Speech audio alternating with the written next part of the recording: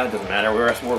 There's no order to these, so not really. Another thrash metal band, 85 year thrash. This is most people who like this band list this as their favorite from them. Honestly, my favorite is the one that followed it, probably because it was the one I heard first. That was called Death is Insanity. Yep. This is Tales of Terror, Hallows Eve, Metal Blade Records, American thrash metal, just straightforward. The metal Merchant song on here is probably the most well-known song. And you gotta love the cover art, all that hand-drawn stuff back. I love it. It's cheesy. Yeah, it's cheesy, awesome. But you don't see it anymore. And it was a time period. It was just the spirit of the time. So the leather and the leather look that we had in heavy metal was now in thrash metal, whereas all the other bands were going more for the more glammy, flowery look. Well, John Bon Jovi was a very sexy man. That's all I can say. He had a big influence. Whatever. Hallows Eve. Yes, but he went down in a blaze of glory. There's any other songs in here that were well-known? Horror Show, The Mansion, Valley of the Dolls, Metal Merchant. Hallows Eve. That's probably another one of their well-known songs, but Metal Merchant is definitely one of the more well-known songs from Hallows Eve. So, classic album, debut, thrash metal debut. All right. Now we got one. We got one from, at this point, another new wave of British heavy metal band, but that were basically veterans by this point. They'd already gotten on a major label. This one's on Capitol or EMI overseas. SAXON, Innocence is No Excuse. And this was their attempt to go definitely more mainstream to American, yes, and get bigger in America. And it was what was coming, basically. This is the direction they're headed in. The next album was Destiny, and it had that Christopher Cross cover on it. So this is the one in between the old SAXON and the new SAXON. We had Power and the Glory, which is like the last great SAXON album, the last of the really classic early ones. But I love this record, and it's still a good record. It could be just because I grew up with this record and I've heard it a million times over. I mean, how many songs on there with the word rock? I mean, every one of this time we got only two this time. Very Rockin' good. Again and Rock and Roll Gypsy. And Rock and Roll Gypsy is a class. As a matter of fact, I got this 7-inch single, killer EP. Single for great artwork on it. In fact, I prefer the artwork on this to the actual album. That's a very catchy song. She's a rock and roll gypsy. I mean, beautiful girl on the cover. She might be pushing the underage it's kind of hard line. to tell. On the back, I think that's the point, though. Innocence is no excuse. Yeah, but on the back, you've got her as the assassin, and she has killed her stalker kind of thing. So, there's a fine line between clever and stupid. I love this record. I think I like all early. I like all SAXON pretty much, except pretty for much. Yeah, there's a few clunkers SAXON's still. Party Till You Puke. I can deal with that. SAXON's still putting out. They're putting out an album at least every year, every 2 years, to the point where I can't keep up with them anymore. I'm going to probably show the next couple records. I just happen to have a lot more in my pile than he has for some reason. But this is a U.S. pressing of Gravedigger's second album, Witch Hunter. This is very raw, straightforward, heavy metal. German, another Teutonic band, but this is heavy metal. These guys definitely stuck it out a long time. They did break up for a short time. They did try and go for a more commercial sound. Changed the name to Digger for a short, to take one album out. Very commercial sounding album. This is heavy metal breakdown Gravedigger. But this is heavy metal break. Yeah, this is early. This is just, it's on Noise Records. Here it's on Megaforce. The U.S. copy was on Megaforce. That's what I have here. Different track listing. I'm still looking for a German copy because you have the addition of Shine On here that wasn't on the... Is that a cover? You know what? I'm sorry. I can't remember. I don't think it was. I wonder if it's a Humble Pie cover. It could be. I'm not familiar with it. I cannot remember for the life of me, and I'm sorry I didn't look at it. Yeah, we can check. That's actually a promo copy. It's got a gold label stamp and everything. I've had that one forever. I'm not trying to wreck it. Anyway. Oh, yes. Who's this guy on the cover? Some kind of ghoul-looking guy. Oh, is he a vampire? He's a heavy metal vampire. Is that what he is? Yeah, definitely.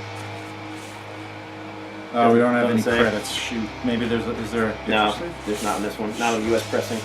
Oh, well. I would just wonder. Well, maybe we'll play it. Anyhow.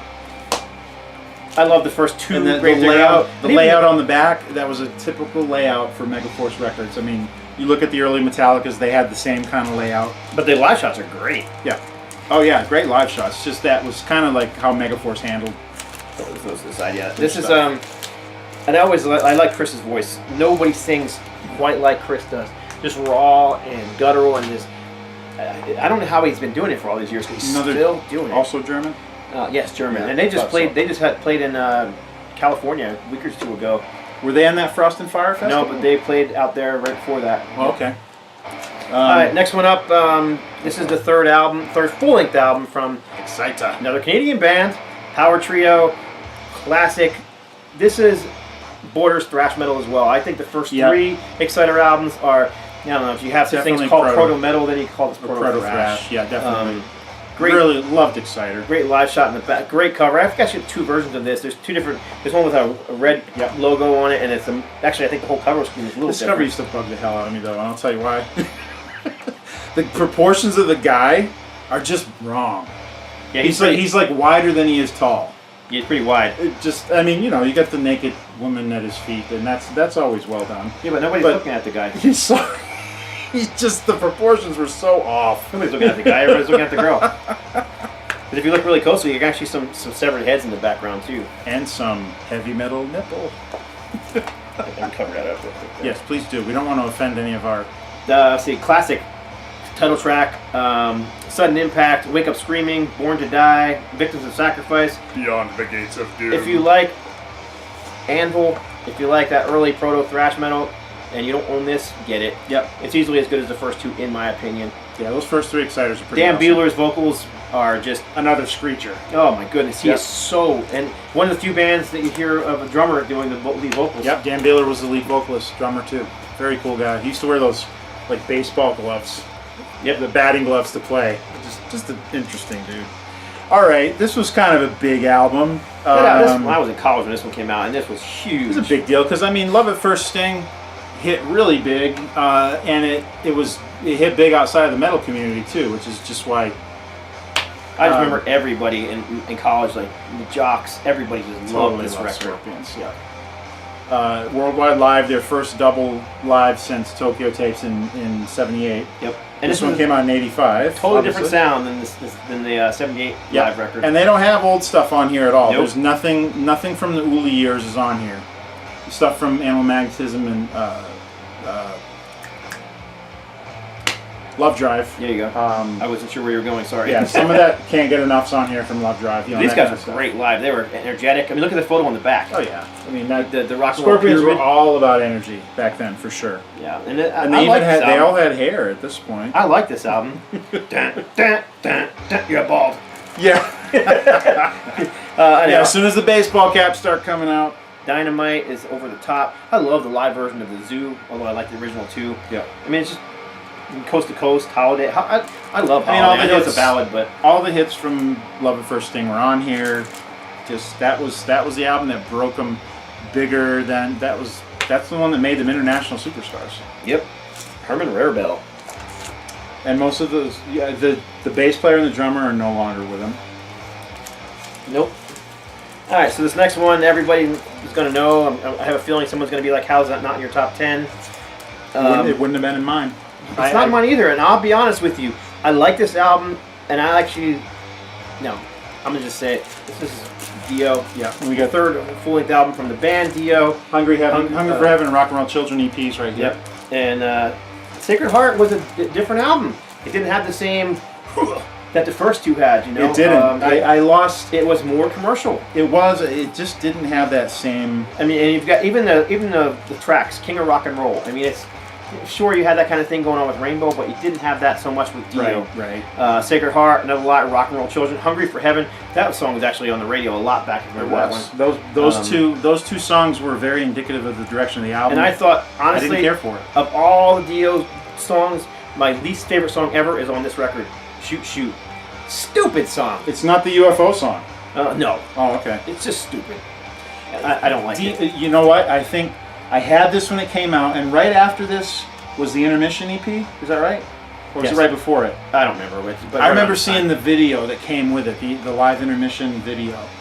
And he had the big dragon, and he had had to afterwards, and that was his tour. And to me, it was so contrived it turned me off because I saw Dio on the Holy Diver tour. I saw him on the Holy Diver tour. Blown right out the door. I saw him on all three of the first album tours, and by this time he was monstrous. He played the Spectrum, and it was matter of fact, huge. That Spectrum show is on. You can get it on vinyl, you can get it on DVD, Yep. VHS. Yeah, It's just he started trying to do a bunch of extra visual effects, and they just looked bad. And for some reason, I think that kind of took him down a notch. For some reason, I think he lost his core fan. I don't know, maybe not. I love Dio. Don't get me wrong, but this album is just not one of my favorites. It does belong in our top 50, I think. Yeah, for sure. It was still a good metal album for the time, but he lost me at that point. I don't think I bought another Dio album until Killing the Dragon. Yeah, I bought them all along the way. I just love them all. But I have them all now. I honestly think he found his way back after this one. He got that edge back, and you know. I mean, it affected everybody. Cool cover art too, by the way. I do like. And a little story about this one. I know I said we were going to keep it. Hey, Murray's not on here. No, one of the few that he wasn't from the early ones. Unless that's his hands right there. True. Who knows? But I was actually in college for. You know, when you go to college, you go to do that kind of like freshman orientation thing. And they put everybody in a room, and I was in my room, and I had my big boom box with me, and I brought this tape, and I was cranking it inside the room, and all of a sudden, like all these guys were looking, dude, you listen to Dio? and then Scott had a bunch of friends. And I did have a bunch of friends, and I honestly did. The guy I spent most of my time with my first years in college, I met because of this Dio record. That's funny, man. His name was Ken. That's what was great about metal. It was one way for people to meet and become. It was just a way that people had something in common. Yep. You know. Next one's going to be a new wave of British heavy metal band. Yep. This is their second album, Grim Reaper. I really liked this one. I think the first two albums are very similar. The sound is very similar. The lyrical content was very similar. Yeah. Fear No Evil was a little different approach, and I think that's why I liked it. It was more, the first was "See You in Hell, My Friend" and all that. It was always like "Rock You to Hell" and "Hey, let's go to hell" and all that. But Fear No Evil was kind of the opposite of it. I just liked what it had to say, so I dug the song more. The vocalist Steve Grimmett, very unique vocal delivery. Yes, almost like a real gritty vibrato. But he could sing. He could sing, but it was it's not. Nobody else sounded like him, nope. And I wouldn't have wanted to sing that way. It sounded a little painful, but. And I think these guys are actually back together doing a reunion thing right now. You're right. They are. I did just see recently they've got some shows. This was originally released on the Ebony Records. You can see the Ebony logo here, but this American copy is on. It was released on RCA here in the USA. So yeah, and Grim Reaper was one of the new wave of British heavy metal bands that got a bit bigger. Yeah, they did. They probably were not quite as big as Saxon, but not too far behind. Yeah, they never got to the point of like Def Leppard or Iron Maiden. Right, and few did. But probably almost as big as Raven or Yep. Venom, maybe. Good band. Yep. Good band. Anyway, Grim Reaper. Awesome. Next. Another. This is a U.S. band. This is another L.A. band. And they kept the traditional metal thing going. This is a true metal band. They did not do the pop metal thing. They did get the big label contract with Chrysalis Records. This is Armored Saint. This is their second full-length album. They had an EP that preceded that one. They had March of the Saint was the debut. The EP was just the self-titled. And of course, David Pritchard was a guitar player. He was my friend Rob Whitlock, who is a huge Armored Saint fan, came from that area. I saw Armored Saint with Rob. Right. He's just one of his favorite bands. But he calls David Pritchard, the riff master. So he just loved David Pritchard, who we lost back in It was like 89 or 90. 1990 to leukemia, I believe it was. Yep. And then Symbol of Salvation came out after that. Right, and that was his songs. He wrote a lot of his songs. But he didn't play on it except for one track. They were able to lift his solo from demo. one of the demos and put it on the final version. And I guess I'm getting chills talking about it. Jeez. Because that's the kind of stuff I love. They were able to pay tribute to their fallen comrade. Homage to them. And I read the liner notes. The producer wrote liner notes in the box set, and he said these guys are acting like they just won the friggin' Super Bowl when they made that solo work from the demos and it was on the album. They're like, because our brother's with us, and I was like, that's friggin' cool. Yeah, that's so cool. This is a great record. Yeah, Nervous Man, Long Before I Die, Aftermath. The Laugh. This is just a great record. Very tough sounding album too. Produced by Max Norman. Who did Megadeth, Dirty Looks. He did it's just too many to name, but those two names came to mind quickly. Interesting cover. I always like the cover. The cover. Very interesting cover. So you got the guy looking out the window, kind of glowing from something, and when you look at the back, you can see the back version of it. The reason he's glowing is because there's a gigantic mushroom cloud outside. And oops. He's looking back at the band who are ghosts or whatever, and oh, I didn't catch that. That's cool. Very cool. Yeah, pretty neat. So then there's also the gas mask sitting up here. Yeah, it's a cool album. I love this album. I love Armored Saint. I mean, nuclear holocaust was still a very big reality at this point, and we were all kind of afraid of it. And again, a lot of metal bands used it. Another unique vocalist. Oh, John hell Bush. yeah. John Bush's got a great voice. Very tough voice. And I preferred him in Armored Saint. Always preferred him over the Anthrax stuff he did later on. Just, he fit them so well. Just a great I liked him in Anthrax too, but yeah, I just think he has a great voice. So. Yeah. All right.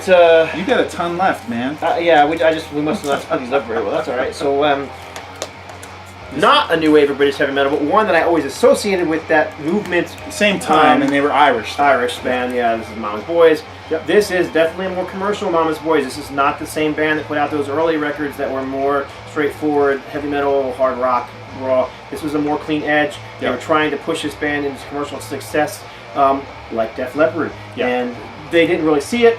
Or Quiet Riot was another one that they were competing against. Oh yeah, totally. And this was the McManus brothers. Yep, and the Needle in the Groove, and you got the Professor on guitar and fiddle. And this has actually got a Kerrang review on the back. Remember Kerrang? Remember Kerrang was a metal magazine? I loved magazine Kerrang back then, yep. And what Kerrang was apparently a verbal representation of the sound like an electric guitar played when you hit a power chord. Kerrang!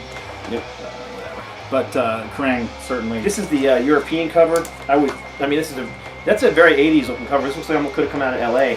It's a little darker than some of the LA covers, but very cool. Yep. The US cover looks similar to this with the band standing there with the flying V. I agree. We like the girl. I like the girl, but I like Mama's Boys.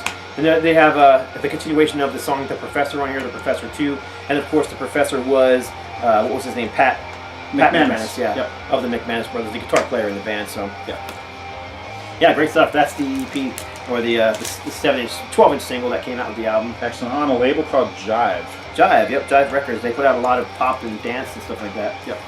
I think it was, if I'm not mistaken, wasn't Jive like something part of RCA or something like that? I don't know. Could be. I don't know. I've never heard of it. All right, what you got? Oh, love this one. More of an EP, I suppose, because that was a full length. You're right. I don't know why I thought of it as an EP.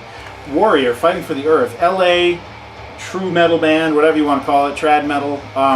What a great album. I don't think I appreciated it as much in the day because there was so much metal and it was kind of saturated.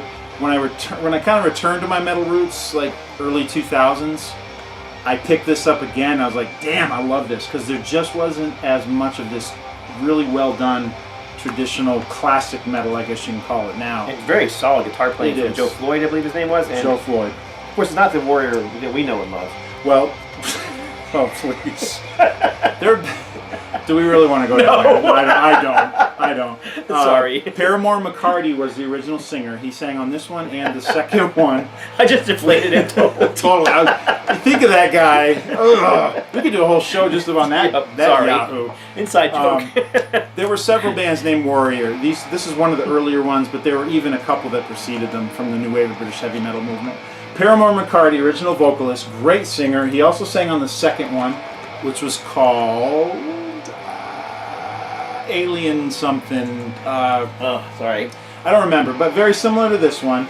And then he disappeared, and Warrior disappeared for a few years. And then it came back, and Rob Rock sang on the third album. Man, that kicked ass. And then the fourth album, Mark Storace from Crocus. And oh my gosh, great stuff. I couldn't believe it was hard to believe that was Mark. He was like. But Joe Floyd has kept the band together. It's had several lineup changes. It's not the original Warrior anymore. Hopefully he's still doing something. It sure would be cool even to see him get the original guys back together, because it was a good band. It was a really good band. Classic release. Pick that up if you don't have it. It's funny because a lot of those more obscure albums like that one that people don't know about usually sell for big prices, but that one you can find fairly inexpensive. Yeah, you find it all the time. Like with the Crocus albums, you always find them everywhere. This is one that I fought for to be in this list. And we left off some stuff that I didn't know them. We left off stuff like Dokken we left off Dokken, to be fair, because I thought I had it on vinyl and I didn't. Yeah, but we were still trying to cut off. We actually had 53, so we needed to cut off a few, and when you didn't have it, that worked out perfect. Yeah. Neither one of us did that rank high in our lists. I mean, Dokken, just since you mentioned it, Under Lock and Key really broke them. It was a big album for them. It was a big album for them. And they were the ones that were kind of on the cusp of the kind of pop metal movement. They were heavy enough that I still dug them. I liked Dokken. Out of all those bands from LA that period, Dokken was probably my favorite. But yeah, but and Tychus got to open for him. That was a big thrill. That was a thrill. But I love this record. Again, 85 was a big year for thrash. Yep. And these guys never get the credit for, but Watchtower out of Texas. these guys were very different from the Metallicas, the Megadeths, the Exodus. A little more technical. Also very different from the German bands, which were more raw, guttural, Venom on speed. You guys were very technical. Exactly. And this is pre-Dream Theater. Pre-Dream Theater. The technical progressive metal band to end all. Yep. You've got these guys that were experimenting This as is early as 85. Yep. And these guys this is a repressing. Original vocalist, Jason McMaster here, looking very metal with his... Oh, yeah. And he wore the gauntlet and the bicep. Yep. And these just great stuff, man. I just love this record. Jason McMaster, of course, went on to be with Dangerous Toys and Broken Teeth. Very different sound. Dangerous Toys? Dangerous Toys. Wow. So that kind of sleazy... Totally different. Sleazy Texas vibe, yep. Who replaced him when he left? Alan... God, the guy from Hades. Okay. Alan Technio, that's it. Who actually was singing for Heathen's Rage on their reunion tour last year instead of Bob Pizarro. So okay, yeah. Anyhow, this is a Back on Black reissue. Sounds great. Was this their debut? Great. This was their debut. They did have some demos as well, but this was their full-length debut. Well, I remember Watchtower being mentioned a lot when DT Seizure was getting reviews in some different magazines, and they were talking about how they were more technical and just more progressive. Yeah, they compared us to them on one end just because the music was a little bit more interesting. And DT Seizure, which was his band from the 80s, is one of those bands that I would describe as power metal because they had this thrash influence, but they all had this classic metal influence. Yeah, it wasn't all thrash. And you had a little bit of a punk influence as well. Yep, and the new wave of British heavy metal was present too. And those three combined give you that kind of power metal sound. It wasn't true thrash. Right, and which we would have done a whole lot more of it had. And I don't think Watchtower was true thrash either. It was progressive. Right. Power metal in my opinion, but a lot of people call it thrash. I don't care. I mean, we could thrash, but we just didn't all the time. It's just because there was more to us than that. And just since we mentioned it, all that stuff is going to be remastered soon. Dive Bomb Records is putting out a compilation of late '80s metal bands that never really got their due. We're gonna be on that, or what we were is going to be on that. And Stone Groove's going to be putting out CD and vinyl for all that early stuff too. Yep. What we have left, basically. Should be fun. Go ahead. What you got next? We got great band that just came out kind of like with all guns blazing. W.A.S.P. Speaking of the shock rock we talked about earlier. Yeah, W.A.S.P. definitely shock rock. But they had the balls to back it up too. And the hooks. And Blackie Lawless was a great songwriter. Excellent songwriter who paid his dues. He did time with New York Dolls, Arthur Kane. And the Arthur Kane band? Yeah, Killer Kane. And, first international single they had, Animal, Fuck Like a Beast. It was too much to put on the debut. Capitol wouldn't have it, so Music for Nations and Megaforce took it. And I guess it was one of the biggest selling... It put them on the map. Yeah, really totally. Did. I mean, when I heard it, I was hooked immediately. Those first two W.A.S.P. albums, this one here and the very first self-titled album, yep. I mean, they just go hand in hand. They're both just awesome. They do. Good stuff on here. But you could sing along. I mean, all these, or chant along, or whatever it was. Shout there along, was it was melodic. It was catchy. yeah, totally. And W.A.S.P. I mean, Blackie had a very unique voice too. Yes, he did. I mean, what a rock and roll guttural kind of, but not unintelligible. It just had a great rap to it that most just didn't. What do you mean you're all out of? With W.A.S.P. now, I mean, they went on. Was this the last one with the original lineup? No, they had one more after that. What was the third one? Electric Circus? Yes. Inside the Electric Circus. But, and with Blackie on the cover, yeah. Yeah, it was goofy. Inside Electric Circus. Yeah. And there was a bunch of covers on it. Yep. And then they started going in different directions. They got a little bit more progressive and thoughtful with the stuff that they were singing. It wasn't all sex, drugs, and rock and roll anymore. And it was less metallic, too. They took on more of a Who influence. The Who. Yes, Yeah. and they did a killer version of The Real Me, by the way. And I know one people of the think best that covers just I've because ever they heard. did, but they really did. You really heard that Who influence in a lot of the songwriting they in did. those follow-up records. And they were more progressive. They had themes, and whereas these themes were just It was just gore and sex and let's take off the drugs. PMRC, Yeah, totally. which was really heavy during this time. Yeah, these guys were like this guy was like PMRC wet dream. Yep. So I don't know. Chris Holmes went on to kind of destroy himself with alcohol and drugs, although I've heard he's cleaned up quite a bit. I don't know, man. Those those songs he put on the videos. I was just reading some interview with Steve Riley, the drummer, who was not the original drummer, but he was the one during the classic period. He's hoping he's going to be playing with Randy Piper at some kind of upcoming convention or a metal show. They're going to do some old W.A.S.P.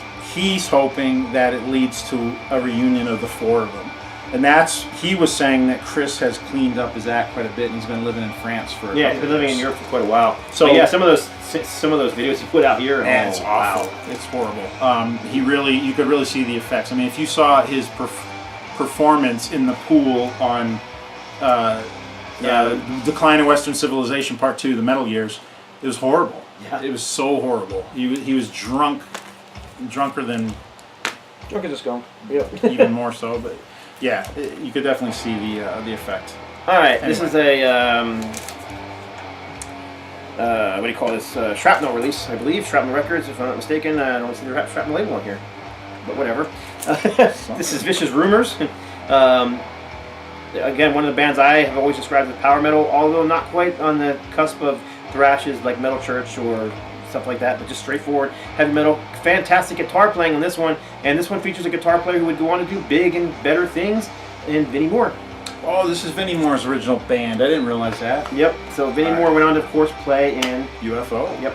And does a great job. And he's been with them for a long time. He's done like at least 4 or 5 albums with them, and he does a great job. He's awesome. I've seen UFO with Vinnie Moore on guitar. Yep. He was great. I mean, he doesn't have that, oh my God, I'm so screwed up Schenker vibe going on, but he can nail Schenker's stuff no problem, and he holds his own just perfectly. And I think he probably was a stabilizing influence for UFO. Yep. From what I can tell, I think they love playing with him, and Phil Mogg has really. He's had to clean up his act. He's getting old. Yeah.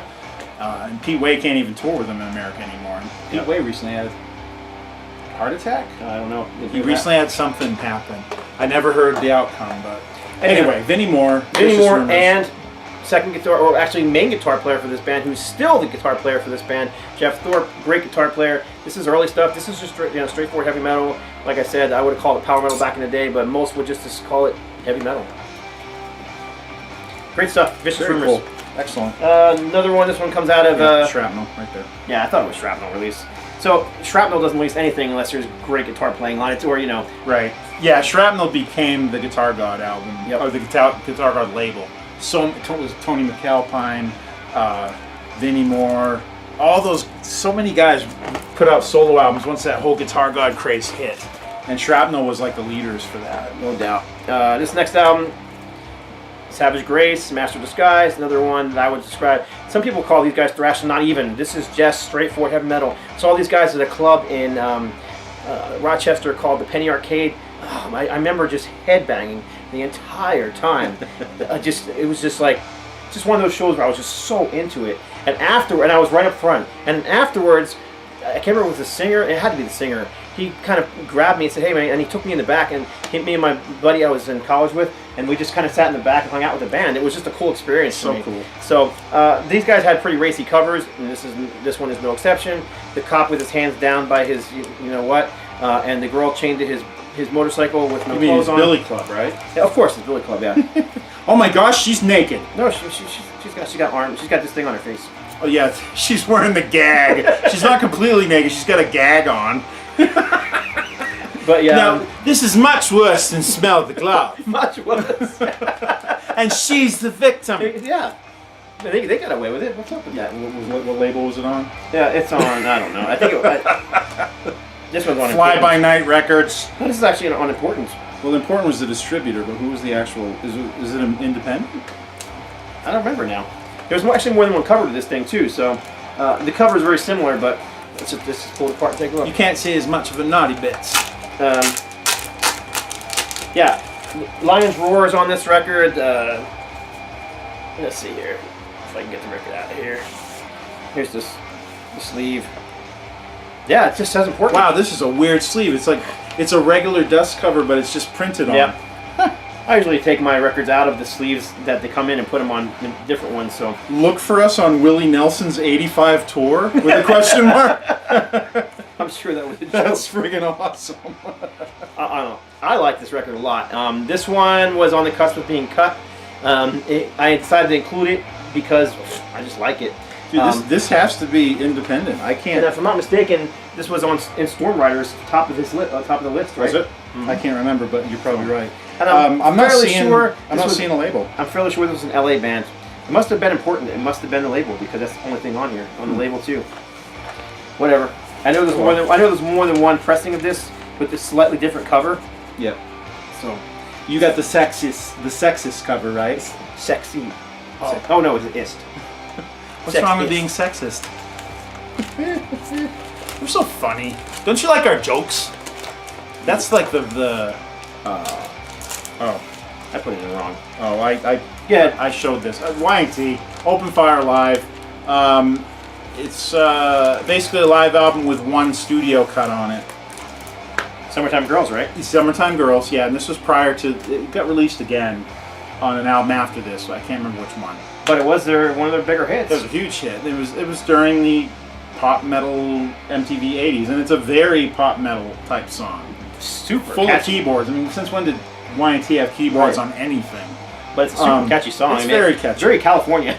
Yeah, and like a beach kind of song. Mm-hmm. But the live stuff on this, whoa, it shreds. The live version of Open Fire on here which is the opener from the Black Tiger album. It's so friggin' killer.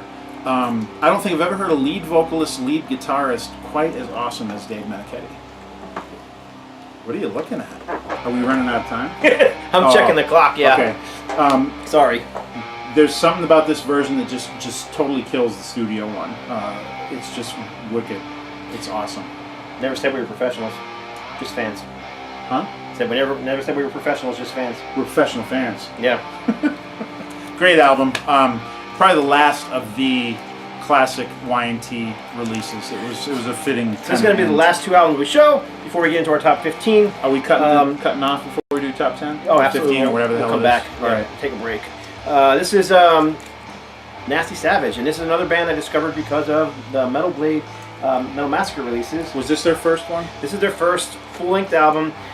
Nasty Ronnie on vocals, and again, this is, I would consider these guys thrash. Some people call them speed metal, whatever.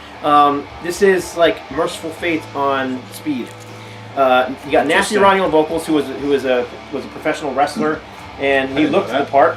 And there he is. There's Nasty Ronnie. Yeah, he looks like a wrestler. I always love the live pictures on the back of this thing. This guy's got his hair. Look at this. This guy looks like he just... Is this drummer breathing fire? Breathing fire. These guys are showmen. Then look at this. Look at Fred. Looks like he just... Doesn't he look like he just broke his neck? Yeah, his neck's broken and he's just like dead. And but then Poor Fred. Then you got Ben over here looking at him like, oh my gosh, what happened, dude? Dude, Fred, your neck's broken, dude. I love this record. The vocals are insanely high. What was this was their debut? Yes, this was their debut, yeah. Was there a EP too that had a song, the XXX? XXX was on the EP that came after this. It was after it. Okay, Yep. That one might be one that I had. I don't think I had this one. But everything on here, I love the entire album. And then you got Side Savage and Side Nasty. But they're backwards, aren't they? Savage, yes they are. Psychopath, Gladiator, great song. Far Beyond Vision. It's just not bad. Metal Nights, I mean, come on. Metal Nights. Metal Kniggets or Metal like Nights, Night and Day? Nights. Kniggets. Yeah. And yeah, this is a. It is Metal Blade and Combat. Interesting. But I just know, I discovered them because of that Metal Massacre song, and I still listen to Nasty Savage quite a bit. These guys aren't around anymore. They kind of did a comeback thing. They released an album, and then they disappeared again. Yeah. I have kind of a weird story that happens. When they came back, the guitar player was selling merchandise, so I contacted them and I wanted to get one. They had 8x10s autographed by the band, and I said, "Oh, cool, I want one." So I ordered one, and it came in the mail, but it came in an envelope with the. I also ordered the new CD, and the 8x10 was folded and folded again. They signed it, but it's all like folded. They signed it over the folds? No, they signed the thing first, and then they folded, put it in the envelope, and I was like. At first, I wanted to complain about it. Well, the thing is you keep folding it, and that's so stupid. And so instead of complaining about it, I just thought it was so freaking funny. I kept it. I opened it up and I have it. Did you frame it all with the folds? No, but I just have it in a folder, but in a plastic sleeve, and it's all folded. But you know what? It's funny because that's the way they sent it to me. So That is funny. It's just bizarre. I think bands like this that were part of that very aggressive thrash and speed metal stuff, I think it's harder to return to it when you're older. It's harder to whip up that kind of intensity. Yep. When you're in your 40s.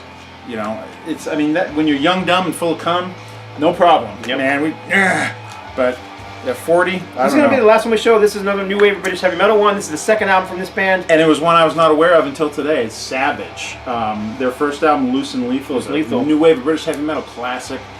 So much so that Metallica used to do Let It Loose, and it's on their early demos. Great song. I have not heard this one, so I can't speak too much about it, but I think Savage was a great band for what I've heard, and I really want to check this one out. And I'll be honest, I'm fairly new to this one as well. I don't know it very well, but what I played and what I heard, it's very similar to the first album, a little more refined. Not so much the songwriting, but the production was cleaned up a little bit. And the album's called Hyperactive? Hyperactive. Yep. The graphics suck on this record. They totally suck. They're going for some kind of futuristic look, thing. But the digitized kind of LED font gets really you can't even read it. Yeah, it's just hard to read. But it's not sometimes it's about the album cover, but on this one it's not. No, this one definitely is not an album cover type release. If you're into the new wave of British heavy metal, this one is worth picking up. And this is actually a new addition to my collection. I only picked this up maybe 2 months ago. And again, I didn't know they went past the first one. Loose and Lethal is the only one I've ever owned. And honestly, I searched hard for this one because I wanted to include it in this 85 list. Oh, sweet. We got to spin that before. I had a burn of it, and that's what I had. So there you go. So that is our top. What is that? 35. Something. Top 30 or the 35 of 1985. You guys have been asking for it for a long time. Thanks for all the requests. And what you guys might not know, maybe you don't realize, is Scott lives 7 hours away from me in New Mexico.